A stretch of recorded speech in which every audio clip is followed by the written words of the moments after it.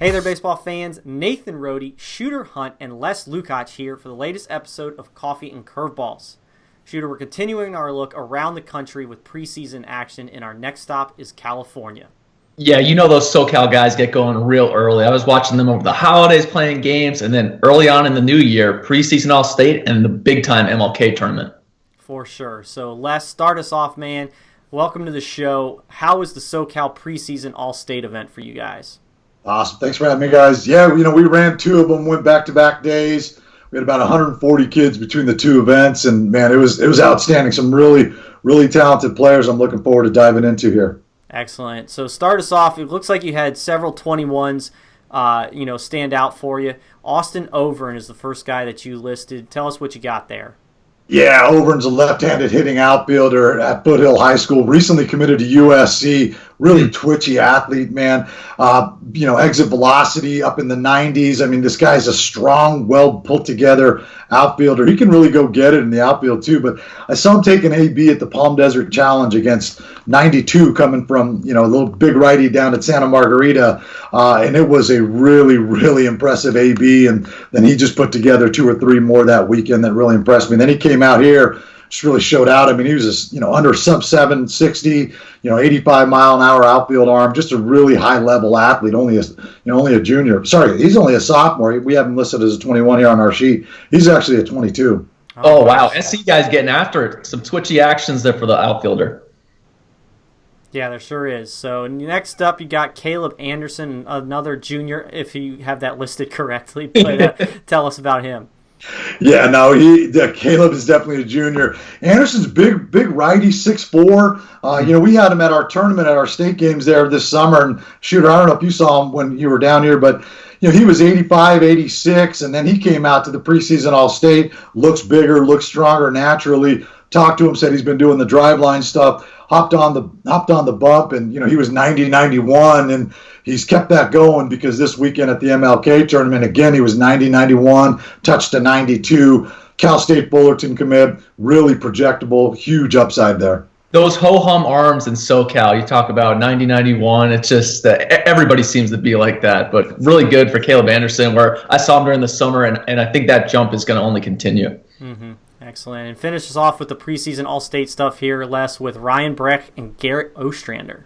Yeah, Breck he's an interesting guy. I mean, he was an infielder at Yorba Linda High School. He worked out in the outfield for us along with the infield. I mean, he's a sub 6'8", 60 guy. Huge arm from the outfield, really strong. Wiry, strong frame. It's only going to get better. Really like him.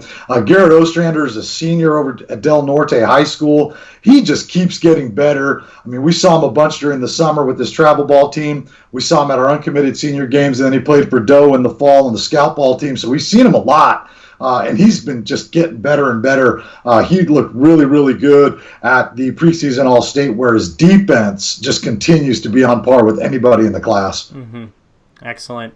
So after the preseason All-State, you had the following weekend was MLK weekend, obviously, which is a huge deal in California. It's basically kind of the unofficial kickoff to the spring with scrimmages, tournaments up and down the state.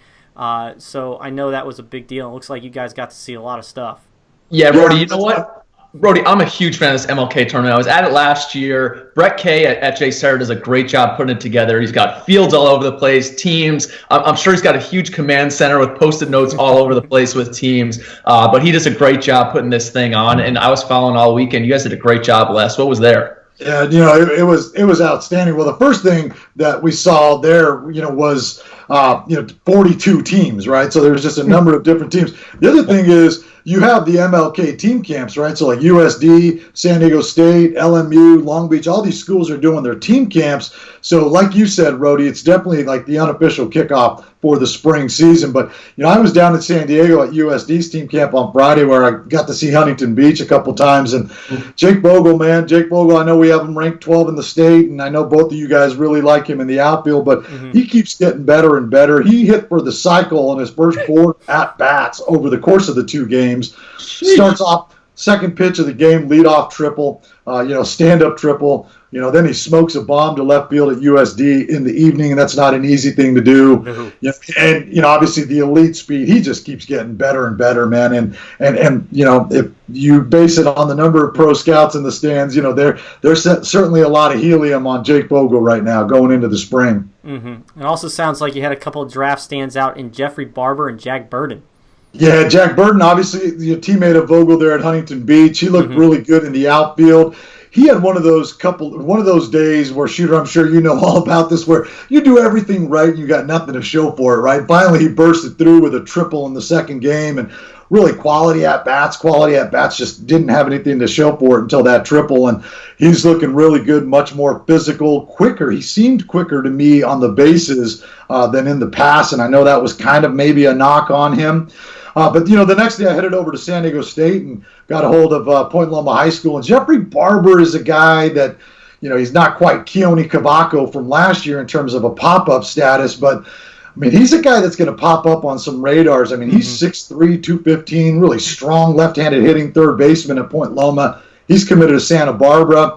He put together just really good at-bats in the games that I saw of his. Smoked the ball to left center, pulled the ball, and showed some pretty decent speed for a third baseman. He's not a burner, but he's not going to cost you there either. Mm-hmm. Hey, Les, I really appreciate you pretending like I would know what it feels like to have a tough day at the plate and hit the ball hard a few times without anything to show for it. Well, maybe on the mound you had a tough day. You were spotting and you weren't getting... No, you're good. Well, before we lose... I was thinking of the wrong hunt. There's so many of them. Yeah. Nice. Well, you definitely saw some good draft talent on the weekend, but before we lose Shooter and he falls asleep, let's talk about a few underclassmen. Sounds like a few more 21 stood out on that MLK weekend, starting with Marcelo Mayer.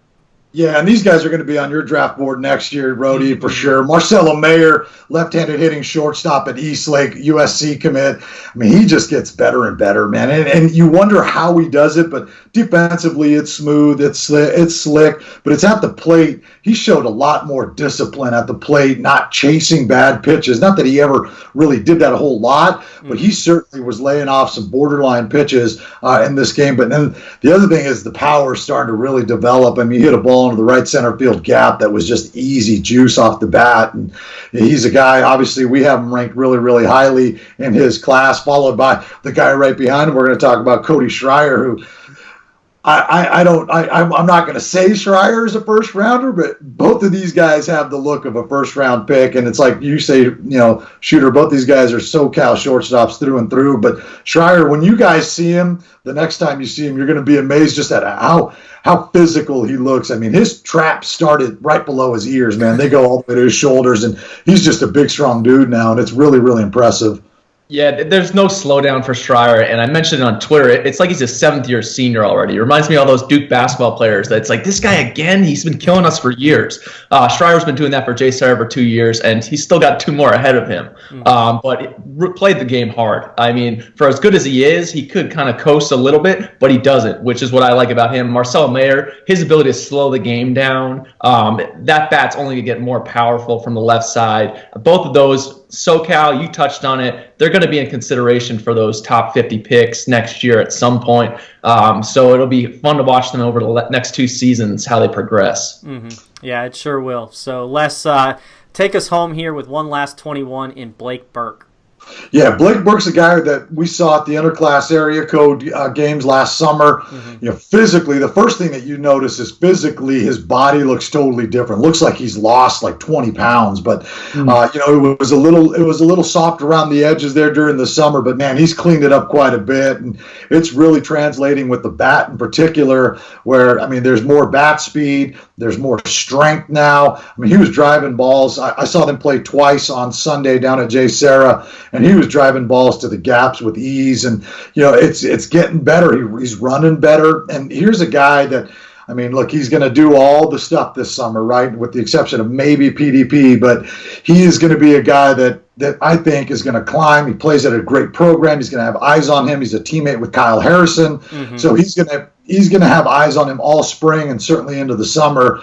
And the first step for him was cleaning up that body. And, he's well on his way to doing that. He's not completely done yet, but he's pretty close. Mm-hmm. Yeah, I remember seeing him as a freshman the fall of his freshman year and just pinpointing his powerful bat, even as a youngster there. That power potential from the left side, his ability to clean up the body in the next 18 months is going to be huge for his draft status. Mm-hmm.